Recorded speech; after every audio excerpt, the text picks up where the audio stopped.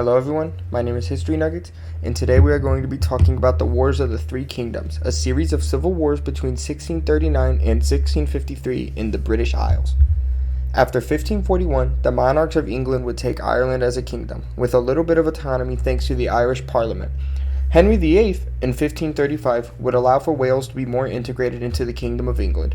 Scotland would be governed by the House of Stuart during this time as well. Henry VIII made himself head of the Protestant Church of England and outlawed all Catholicism in England and Wales, resulting in a major rivalry between Spain and France.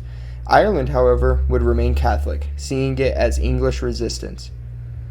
The three kingdoms of England, Ireland, and Scotland would come with James VI of Scotland, succeeding Henry VIII's daughter, Elizabeth I, to the English throne, becoming King James I.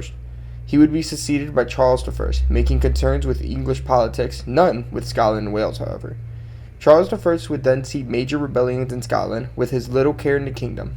He would attempt to change up the Church of Scotland, which should result in fighting in the Bishop Wars. With the failures of the Bishop Wars, Scots began to support a General Assembly to rule the kingdom. Ireland would also wish to see changes, resulting in the major Irish Rebellion of 1641. Violent assaults would occur in Protestant communities, and rumors spread of the king calling for these assaults personally. With all of these tensions, King Charles would begin rallying royalists, and the English Civil War would ignite in 1642. Scottish commandeers would join forces with the English Parliament, and the king's forces would see many losses to a crazy efficient Parliament army. Charles I would surrender to the Scottish army after a siege at Newark-on-Trent. The rebellious Irish Catholic would find their government, Confederate Ireland, intending to hopefully help the royalists in the war.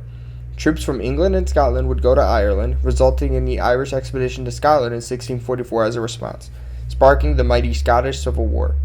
The royalists would win multiple battles in Scotland, but would eventually lose thanks to the main armies heading back to Scotland.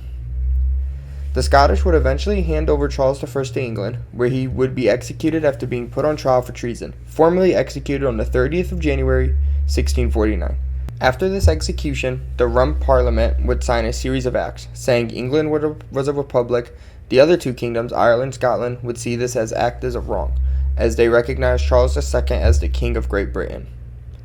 Cromwell would be sent to invade and subdue Ireland. Following the failed siege of Dublin, Cromwell would send an army to occupy Ireland, while he would take some forces into Scotland. He would defeat the Scots at the Battle of the Dunbar, occupying Edinburgh. He would then face off Charles II, commanding Scottish armies. Cromwell would divide his forces, and after the massive Battle of Worcester, Cromwell would be defeated, and the War of the Three Kingdoms would be over. Ireland and Scotland after the war would see themselves ruled under military governors. These commonwealths would eventually become unstable, and many more battles would come in the future. These wars would eventually shape themselves up into the modern British politics we see this very day.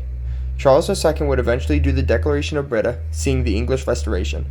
He would rule the English for years to come. This is History Nuggets. Thank you for watching.